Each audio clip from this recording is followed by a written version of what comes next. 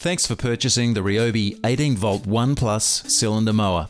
By now you should have registered your mower.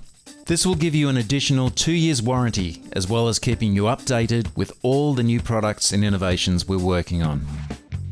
Inside the box you'll find the cylinder mower body, handles with bolts and wing nuts, an Allen key to correctly tension the blade cylinder, 3 sheets of test paper, a grass catcher, a comprehensive printed operator's guide.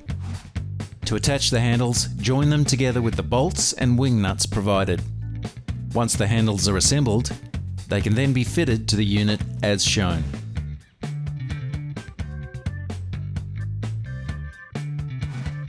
It's essential that the cylinder is tensioned correctly so that the blades cut precisely. Ensure that the battery has been removed. Put on gloves and eye protection.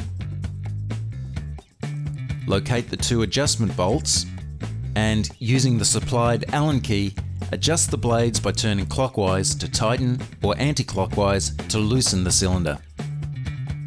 Remember to adjust both sides of the cylinder evenly each time.